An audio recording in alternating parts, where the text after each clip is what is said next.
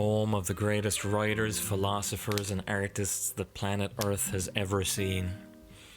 Homer, Herodotus, Hippocrates, Socrates, Plato, Aristophanes, Aristotle, Seneca, Marcus Aurelius, a list of European intellectual giants whose shoulders the entire species stands upon, who laid the very foundations of civilization itself as we know it, is veritably endless. From the times of the ancient Greeks and Romans, up until the Enlightenment and Industrial Revolution, or what some would call the Anthropocene era, through to the modern age. Up until very recently, Europe has, for whatever reasons, been the origin and home of the highest heights of human creative potential. Europe eventually spread its culture far and wide to all corners of the earth, bringing innovation, ingenuity, and invention along with it. With the spread of European culture, so came the seeds of the technological tree of knowledge now in full bloom that the world of today is bearing the fruit of.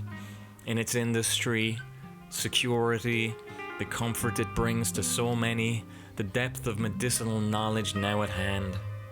Without the technologies and ideas of European innovators, humanity would potentially find itself in a perpetual dark age. Perhaps with the exception of a number of regions across the Asian continent.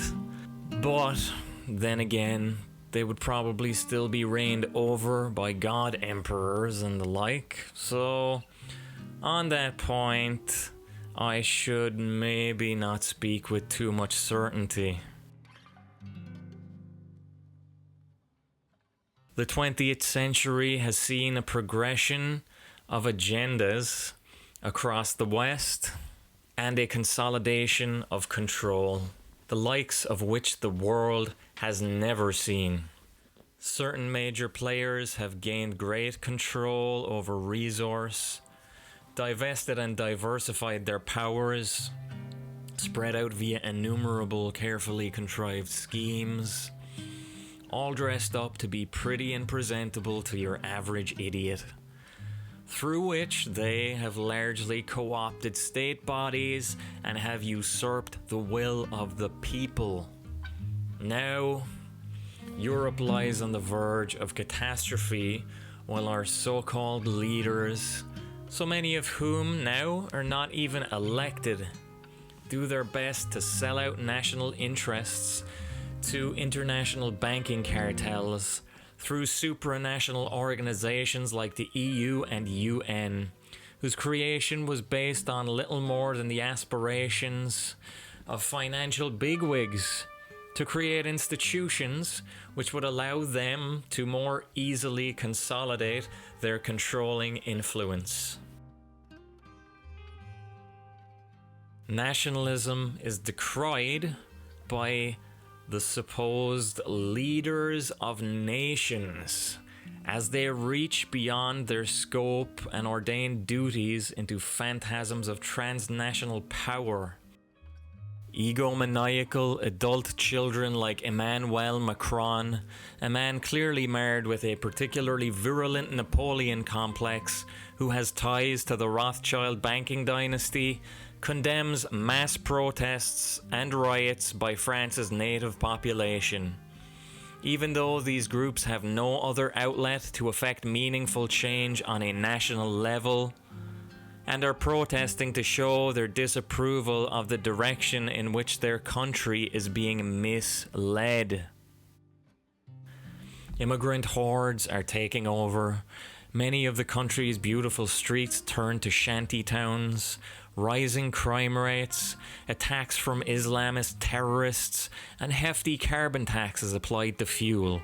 The Rothschild dynasty having a controlling interest in carbon credit trading, mind you. Quite the coincidence. Looking to what is happening in France, many are left wondering, what is becoming of our beautiful continent, our home and native lands? The unrest is spreading, as is the censorship, as the now very apparent developing tyranny creeps like a shadow across the land.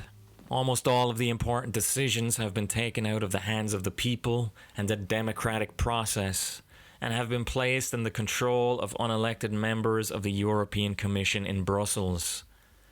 It seems as though our once great continent is being mismanaged into its own demise.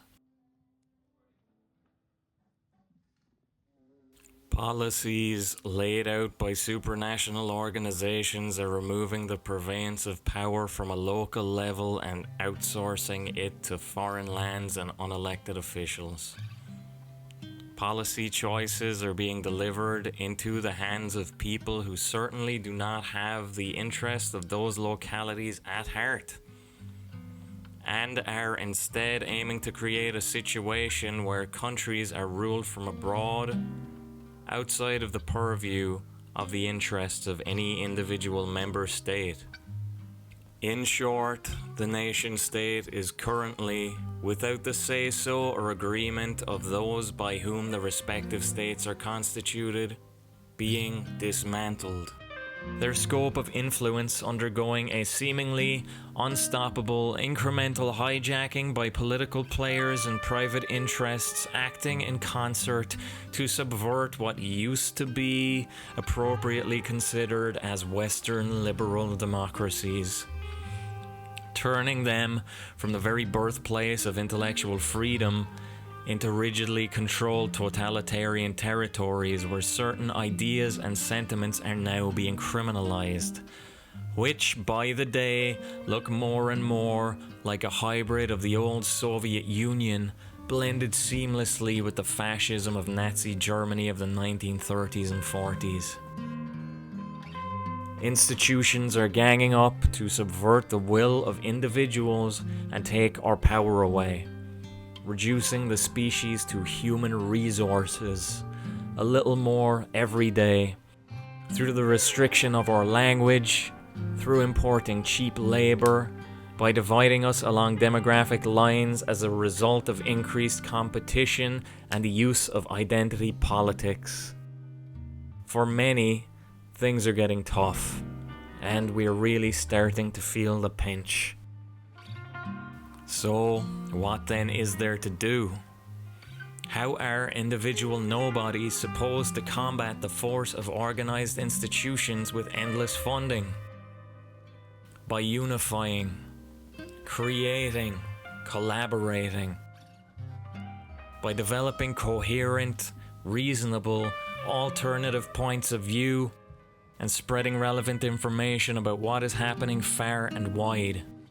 By knitting together allegiances at a local and international level, and working with achievable aims in mind toward attainable goals like simply informing as many people as we can, as best we can, to counter the propaganda and language control that the encroaching tyranny is built upon. They aim to divide us along as many points of difference as they can.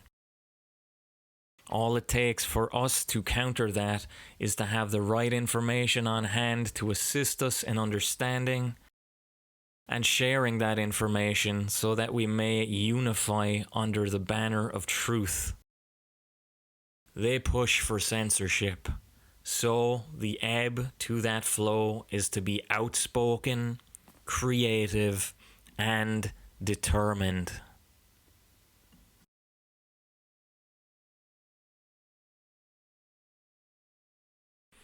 Hey everyone, this is CB Ahern of Social Dynamics, and this is just a little plea for donations. Like, subscribe, and try to spread my videos far and wide, but if you can, spare $1, $2, $5 a month to help me create and help me sustain myself in doing what I'm doing. Check out my website, socialdynamicsbook.com. Buy my books, support me, read my articles, they're probably my best work.